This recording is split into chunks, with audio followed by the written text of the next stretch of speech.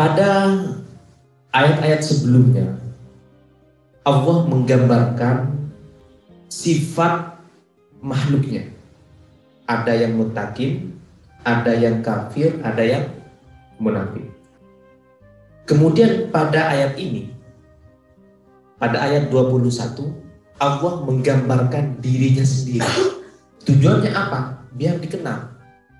Tuhan bisa dikenal oleh makhluknya karena mengenalkan diri.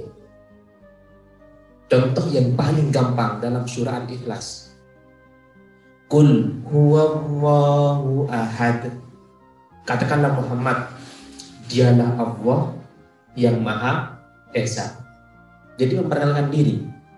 Sampean pengen dikenal, pengen diketahui, maka harus memperkenalkan diri. Kemudian kalau kita tarik ke dalam persoalan hubungan lagi, biasanya yang lebih cocok atau lebih pantas memperkenalkan diri terlebih dahulu siapa? Cowok atau cewek? Cewek. Cowok atau cewek? Cowok. Kenapa? Karena cowok yang lebih jantan. Tapi itu kalau melihat dari budaya. Tapi Siti Khadijah justru dia yang memperkenalkan dirinya kepada siapa? Nabi Muhammad. Nabi Muhammad awalnya cuek aja.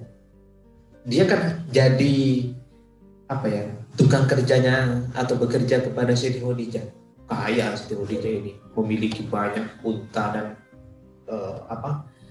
harta-harta yang lain. Pokoknya kaya. Bahkan orang tuanya itu orang yang sangat disegani. Kemudian Nabi Muhammad ini bekerja kepada Siti Khadijah. Nabi Muhammad hanya bermodalkan satu. Nabi Muhammad ini hidupnya sederhana. Tidak terlalu miskin, tidak terlalu kaya. Sederhana Pak. Tapi Nabi Muhammad hanya bermodalkan satu. Apa modalnya? Jujur. Kalau Nabi Yusuf modalnya apa? Takwa. Kalau Nabi Sulaiman modalnya apa? Kaya. Kalau kamu tidak punya dua modal ini, kaya enggak, tampan enggak, kalau tidak satu, jujur. Ini sudah masuk di pikiran ini. Mau tak coba besok ini? Aku nggak mau sama kamu. Saya ini orang jujur.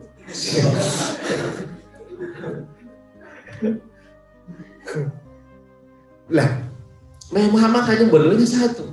Apa? Jujur. Kejujuran Nabi Muhammad sudah diperhatikan oleh Siti Khadijah sejak kerja di pabriknya Siti Khadijah. Kalau sekarang katakan pabrik. Dulu jualan kambing. Jadi kalau Nabi Muhammad jualan, misalkan dia mau jual kepada suatu orang, dia bilang, saya beli kambing ini 1 juta, saya jual 1.500.000. Jujur banget kan? Coba kalau sampean, kamu beli berapa kambing? Oh, mahal ini, berapa? 2 juta. Padahal belinya berapa? 1 juta. Sudah bohong itu. Orang munafik itu. Nabi Muhammad jujur banget. Alhasil, karena dia jujur, dagangannya Nabi Muhammad sukses. Kemudian Siti Khadijah makin jatuh cinta. Ini orang sederhana banget, jujur lagi, cakep lagi. Apa yang kurang dari kamu? Fabi ayyi ala'i rabbikuma tukadziban. Nikmat Tuhan yang mana yang kamu dustakan? Suatu ketika, karena ini cewek kan Siti Khadijah tidak langsung mengungkapkan kepada Nabi Muhammad, pilih merini. Tidak begitu. Itu menurunkan marwahnya Siti Khadijah. Maka kemudian Siti Khadijah meminta atau mengutus orang ketiga. Ini namanya mak jomblang. Mengutus orang ketiga mak jomblang. Tanyain kepada Muhammad, gimana? Aku lagi jatuh cinta, tapi orang tahu dia suka apa enggak ya sama aku. Coba tawarin. Kemudian mak jomblahnya ini ketemu Nabi Muhammad. Hai Nabi, hai Rasulullah, gimana kalau kamu itu Bang Siti Khadijah? Kaget nih Muhammad. Wah, siapa aku gitu kan? Dia orang kaya, dia saudagar kaya. Kalau kamu mau gimana? Kalau dia mau gimana? Ya, boleh tidak. Bagaikan duren, kejatuhan duren kan? Ya sama kejatuhan duren.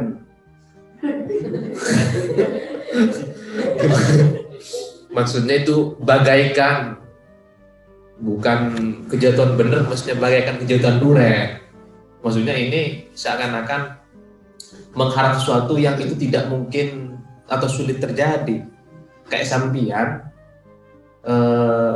mondok tiba-tiba dijodohkan oleh kiainya dengan putrinya, langsung doa yang mana Tuhan dan saya diterima ini.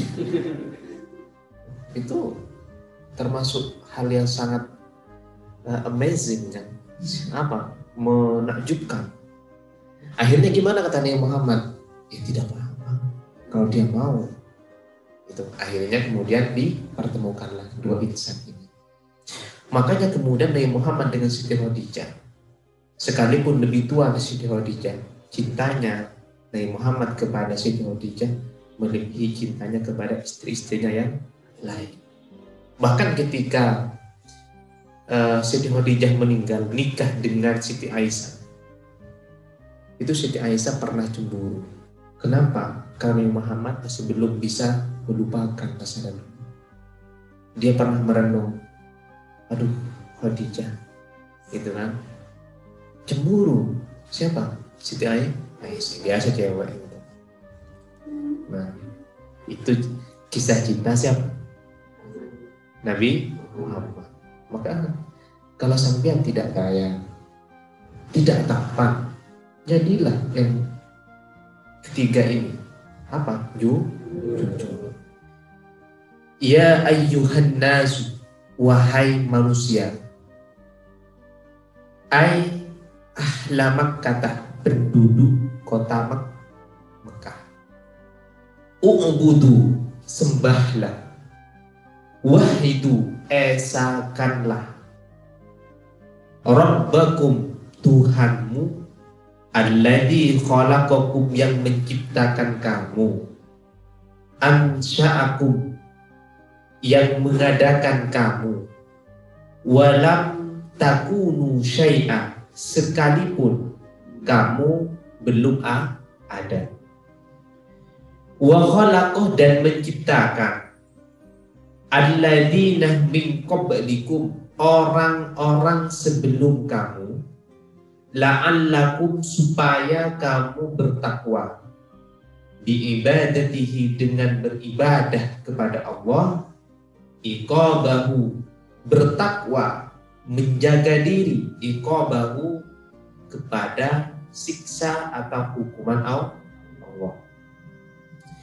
Wa la'alla, adapun kata la'alla, fil asli, pada dasarnya, pada asalnya, litaraji, adalah berfungsi atau bermakna at-taraji.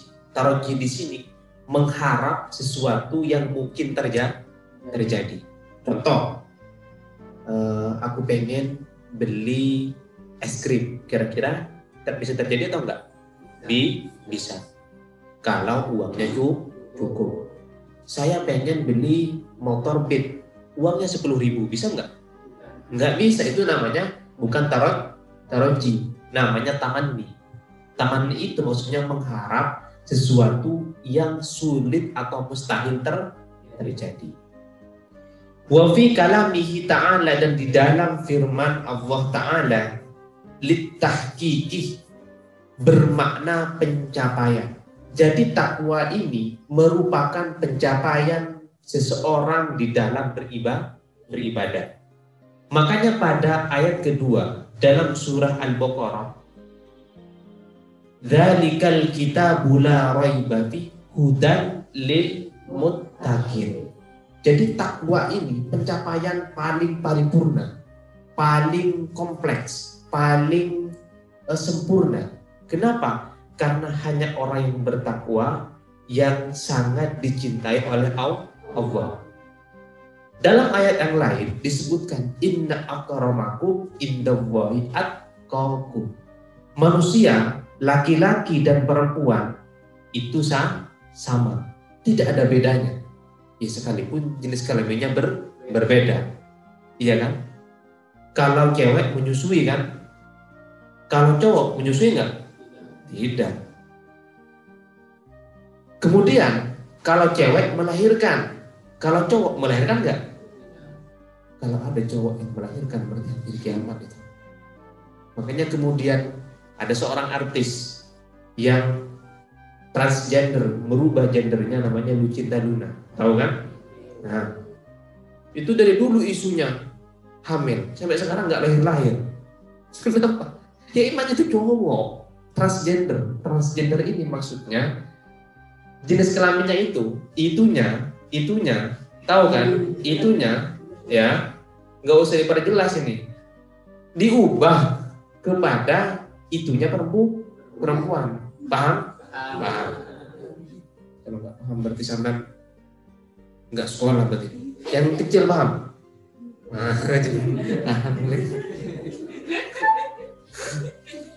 Kayak cerdas soal ini.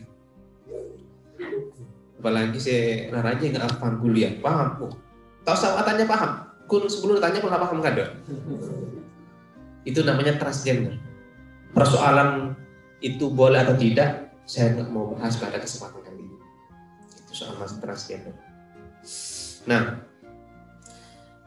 pada ayat 21 ini Allah Subhanahu wa Ta'ala ingin menjelaskan, ingin memperkenalkan dirinya sendiri kepada siapa? Kepada makhluknya. Kemudian Allah Subhanahu wa Ta'ala memerintahkan terlebih dahulu kepada makhluknya atau kepada penduduk Mekah apa?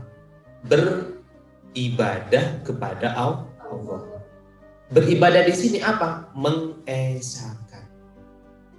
Jadi pemeluk agama yang mengesahkan Tuhannya, maka ia masih bisa dibenarkan. Saya tidak mau mengajak teman-teman atau santri-santri di sini untuk menganut atau memeluk agama di luar Islam. Tidak.